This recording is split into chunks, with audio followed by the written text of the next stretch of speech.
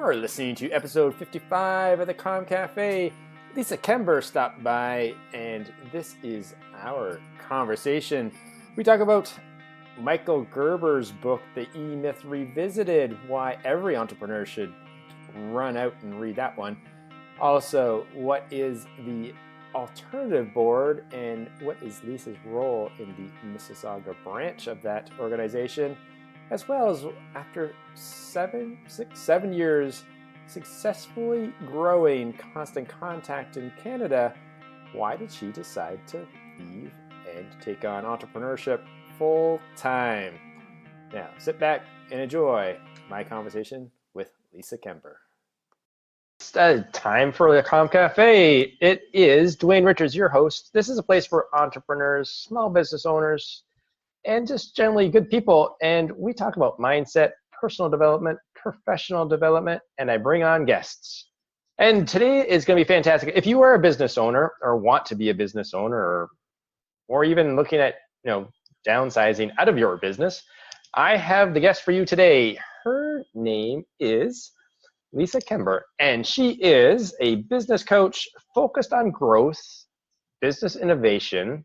She has an extensive marketing background, over 7 years, I forget what it was, 7 years maybe, with Constant Contact, a lot of good technology background before that even.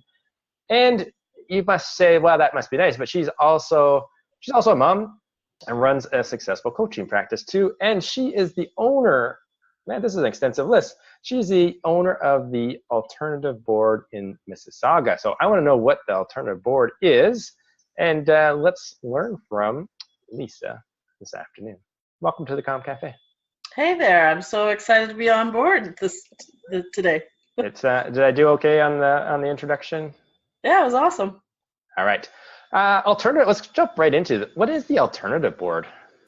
So the Alternative Board is we bring together into monthly peer group meetings. We bring business owners, CEOs of independently owned companies, people who want to learn from one another. And so we sit down in a confidential setting and help one another grow, fix challenges, solve whatever comes up in the business, or take advantage of opportunities. Okay. And what size of businesses are generally an ideal or a good fit for being members? So, we run multiple groups. So, we try to put companies together that match in terms of their growth objectives or wherever they're at in business. So we've got some groups that have businesses as small as, let's say, just coming up on $1 million annually, or up to, I think our largest is about 50 million. Nice. Mm-hmm. And it really is. So it's more for it is an established business where you can sit down and you have those more. So maybe just share. I know we talked a little bit before we hit the record button. So like things like retaining employees. The issues that come up are multifaceted. I mean, sales and marketing comes up consistently over and over and over. We also talk a lot about HR issues, everything from how to get employees performing better, how to make sure you attract the right talent, employees that are not performing, and, how do you either get them thinking differently or, how do you decide whether or not to terminate them? We talk about things like other ways to grow beyond just adding salespeople. So looking at acquisitions or partnership arrangements. We talk about comp plans for sales teams. I mean, you name it, we talk about it. There's a lot of family businesses that are involved in the Alternative Board. And, so we're talking about exit strategies. We're talking about how do you transition to the next generation. I've got a few members that are already the second generation. And so there's the challenge of, mom or dad who started the business, maybe not letting them run with it and or kind of walking away and leaving them to try to figure it out. So there's every imaginable range of issues in between that. So, and then of course there's sibling issues and something like that. So yeah, it depends on the group and the issues in the the businesses in the room. Okay. And I know you have your experience and your expertise.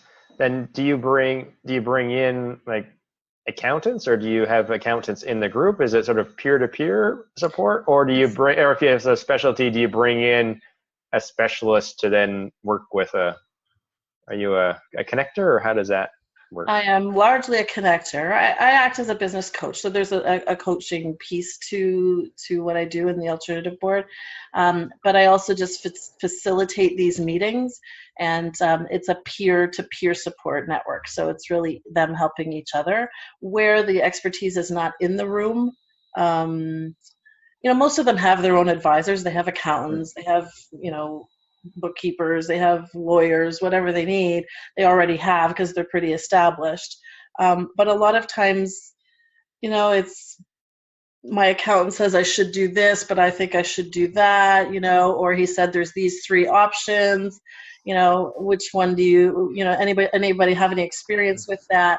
So yeah, and then sometimes we bring in people to speak to the group, just depending on the group and whether the expertise is there or not. We might bring an expert in to talk to the group.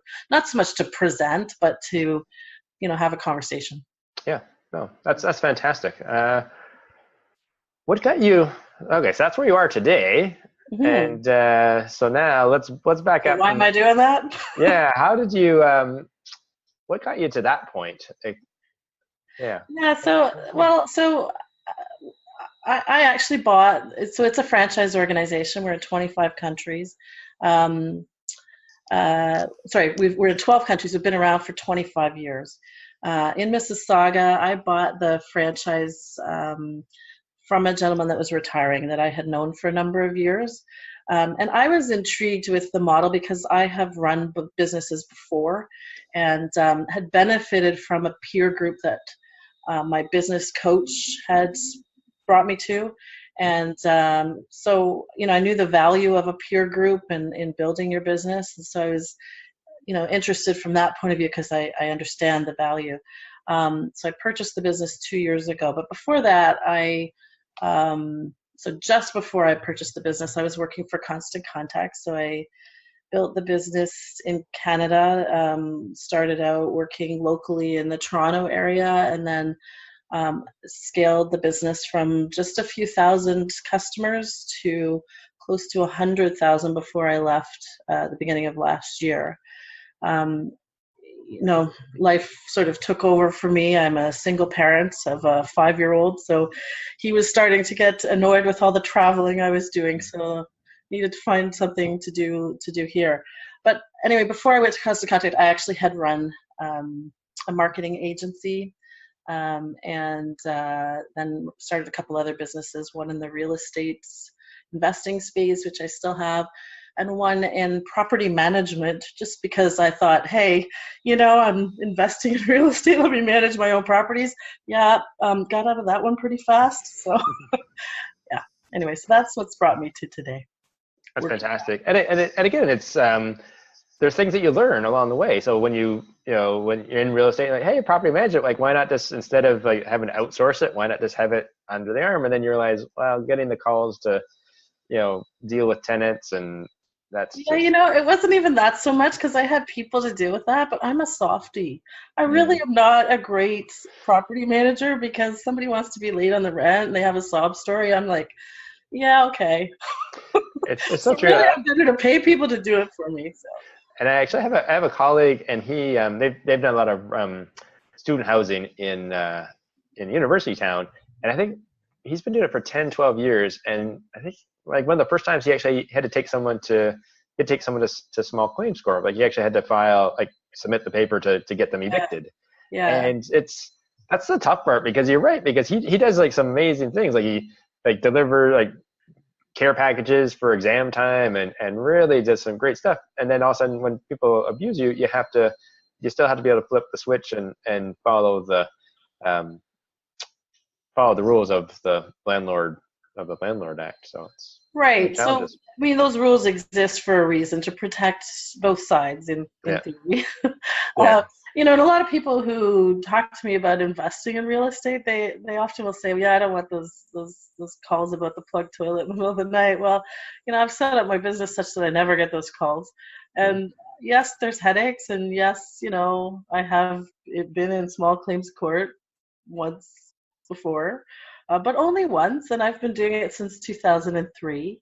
So, really compared to the headaches you have in other businesses, it's not that bad. It's not that bad, exactly. And generally, So people like to have a roof over their head. So generally, like it's an going to essential battle with their service. landlord Yeah.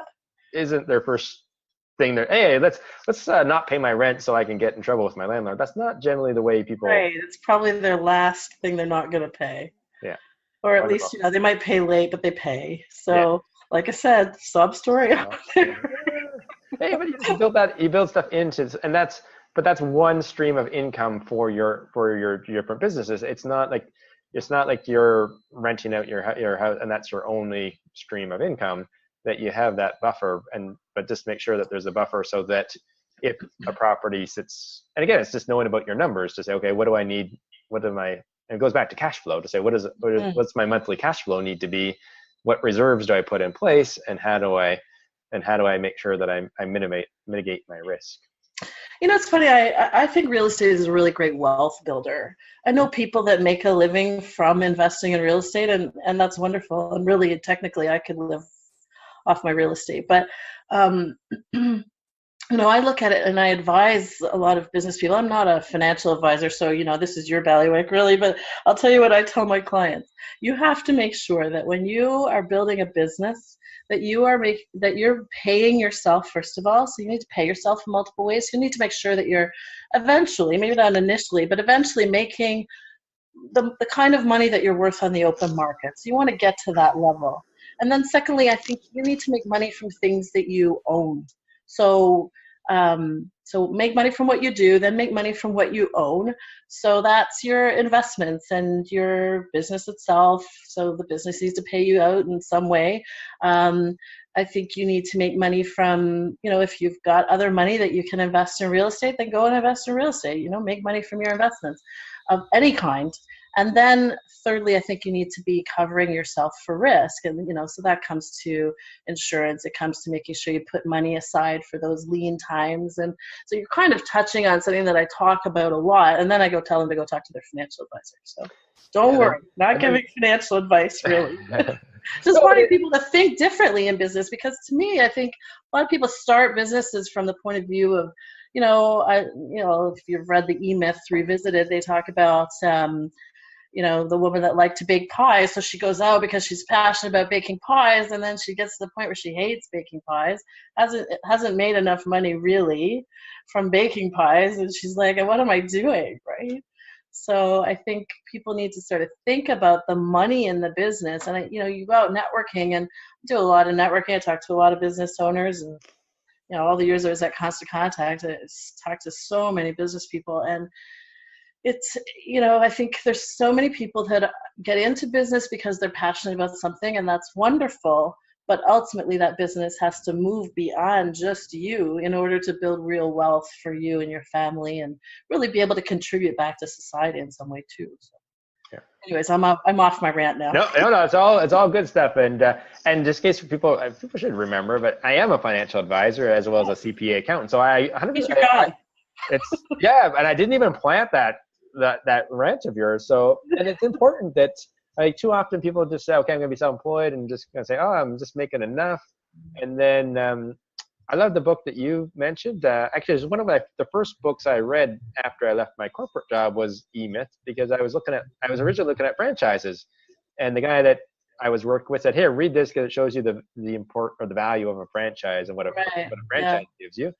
And then which is super useful, and just says, like, if someone doesn't know, the point I got from it was, drawing the org chart and say, okay, what roles in your business, you're wearing all of them, garbage man, marketer, salesperson, and then planning for growth. And then what's that first hire? So what's that role going to be for that first hire?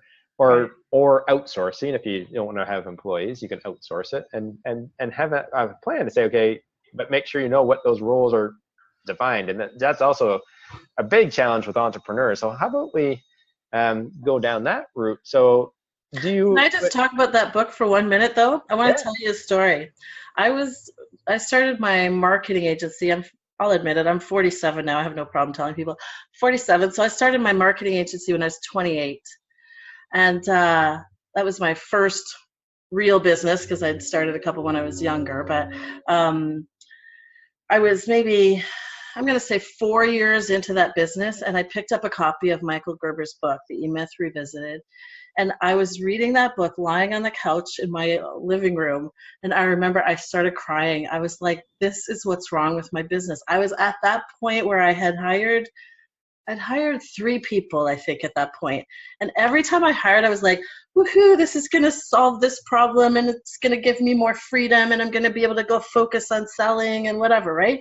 And I had this whole vision. And every time I hired someone, it just felt like it was a bigger weight on my back. And it never really solved the time crunch problem, and it never really, it just seemed to be adding expenses without really ramping sales up at the level that I needed it to. And I remember thinking, this is what's wrong. So after that, then I went and hired a business coach to help me implement some of it. But, I think it's so true that, or at least I think it's still true, that so many people struggle. They get to this certain level and okay, they've made a decent personal income, but the business taps them out. And so a lot of what I'm focusing on with the smaller businesses that I work with, mostly in my private coaching practice, is to help them sort of make that first leap to first, okay, build solid personal income from your business, but then you want to create financial stability in your business. And that's from,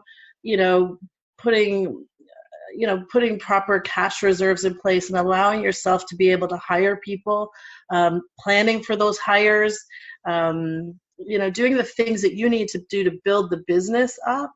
Anyways, I'm rambling now and I've forgotten what I was saying, but no, it's just that book, it really turned the lights on for you to say. For me, it just did. And I think so many conversations I have, it's the same thing, really. I'm preaching those messages. You need to plan for the growth of your business by thinking through who are the people you need or what are the different types of roles within your company. And then secondly, which is the first right hire. And ironically, I think a lot of times it's not the hire that people think. Depending on the business, but a lot of times I think people would benefit from hiring that executive admin person first, or that admin person first, to allow them to continue to focus on the higher value work. But that's not often what people hire first. So yeah, I think a lot of times it's the salesperson, but then the salesperson isn't the business owner, and can't sell it because there's no sales process or whatever, right? And when a business is early stage, it's much more about the owner and the relationships they have than the business in many cases, although there's exceptions to that. So yeah. It's hard to put a blanket statement across every business. It depends on the industry and what you're doing, and not to generalize. Service but based. Again, that's why you have a coach and it's personal plan. So even though you have a methodology that you follow, you sit down and you create personal, just like myself as a financial advisor, you as a business coach, we create personal plans for each client. Right. I have different solutions for different needs. You have a different process to say, okay, let's work through, and based on what your business is, maybe it is a salesperson, maybe it's an admin, maybe it's someone just reading their email sorting through email, who knows. Cool. Now the biggest I found, working with my clients, I'll see about yourself, some of the challenges as entrepreneurs, we're 100% in our business. And sometimes it's a challenge when you hire, they're an employee, and though they like their job, they're committed, but sometimes they may view that they don't have the same commitment level that the business owner does, as well as the business. You have your expertise, and there's things that you need to delegate. So you need to delegate them, but there's also a certain type where the person can never do it as good as you. It's interesting. I talk about this a lot with my clients. I think that, you almost have to become a different kind of leader. Like it takes a certain type of leadership skill to go out and build a business. You have to be a certain type of person to do that, to start from nothing and to build up, right? You've got to be somebody who's got some serious chutzpah, some willing to go out and work really hard, like probably harder than you've ever worked in your life, for that first period of time. And there's a pride that comes from that, and you see it when you're out at networking events, and I love it. Okay, I love it. But and most, not all, some people are lifestyle entrepreneurs, but most people go, they want to go and build a bigger company. Not a lot do, right? So they want to go build a bigger company, and in order to do that, you need to be a completely different kind of leader. And it really takes, and I talk about it as being, you want to make yourself dispensable by design, meaning you want to get to the point that you are dispensable to the business. So how could you structure each role before you even hire, so that eventually you could slot someone in that position, and then you become dispensable to that role rather than indispensable, which is what you think you are right now. So, or at least, an entrepreneur. And I've heard that from at a seminar from Stage, to say that the goal for most business owners should be to build a business to sell. Mm-hmm. A lot of young people are like, what? I'm never going to sell. Well, I'm not invest. So this is where then they go looking for venture capitalists or for money for people to invest in their business. And they're like, yeah, I need some money for my business. Great. Who's your target customer? Who are you going to sell your business to? And they're like, well, my business isn't for sale. Well, I'm not in the business of like lending money. I want my money back. Mm-hmm. And so the whole idea is that you don't need to sell tomorrow, but have an idea to say, what's the end goal? Like, what's your exit strategy before you get too deep and not know where you're going to get out? Yeah, but let's be honest, most people who start businesses are not starting with an MBA. So they don't really have the business knowledge. And, I don't have an MBA. I'll be perfectly honest. I don't. Should I go get one? Maybe. But I feel like I've kind of got one in the school of hard knocks by going and getting slapped down at the bank and, having my accountant sit with me and explain why really the business is not that viable moving forward. And going and actually selling my business, and then realizing later that I could have got more if I had done this, and this, right? You start to learn just by trial and error, and then, by knowing what questions to ask. And then I learn every single month when I'm sitting in these meetings with these business owners who are running bigger companies than I've ever run. And I think, wow, what an opportunity for me to sit there and learn. And then I can share that with my, the other members or other business owners that I work with. But yeah, I think that's the fundamental challenge. There's a lot of support for startup businesses in Canada, and there's awesome small business centers, and supported the chambers with some of the learnings, and lots of business people out also delivering learning programs. But there's not a lot of support for that, moving from that early stage, I'm good at my craft kind of business to just that real startup stage if you're selling product different. But there's not a lot of support for moving from that stage, that early stage, to making the leap to the larger business. And then there's support for the larger businesses through economic development, whatever. But there seems to be a bit of a hole there in terms of people learning how to scale their business. And so that's where I want to play, is in that scale. How do you scale and grow and develop your business? And you've got your accountant, but a lot of times people don't really get value from their accountants and even their financial advisors, to be honest, because we don't know the questions to ask, right? And you learn the questions to ask by making stupid mistakes and then coming back and going, well, shoot, I didn't know there was insurance to cover me for that, right? And I didn't think to ask the question, and for whatever reason, I didn't share the information with you, my advisor. So, learned later. So yeah, it's a real challenge. So I'm gonna wrap it up pretty soon, because I think what I always say is I have a fun thing where if our goal is to actually have people more confused after they've listened than before, then we actually got them thinking. They're like, wow, I might have this question, I have that question, I got this question. Because we could go on, we can't answer everyone's questions, but I think we really got, you've turned light bulbs on for me. So how do people reach out? How do people find you? Is there their website? Yeah, I have a website, lisakember.com, lisakember.com.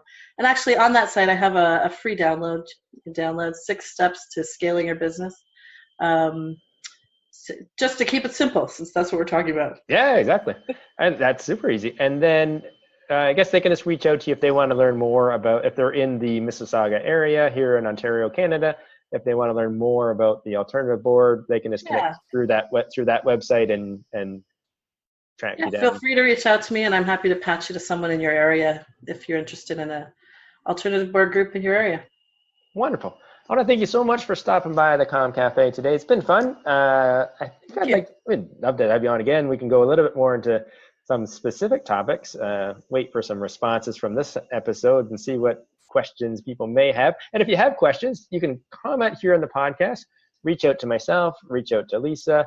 Best is put it on the comments in the podcast, because you never know what other listeners may have that same question. And remember what they say, there's no dumb question. Don't forget. Don't be afraid to ask. Mm-hmm. All right. Thank you so much. Yeah, it's been fun. And looking forward to learning more from you in the future. All right. Sounds good. Thank you. All right. Thank you for stopping by today. I appreciate it. Remember, hop over to iTunes, like and subscribe, share.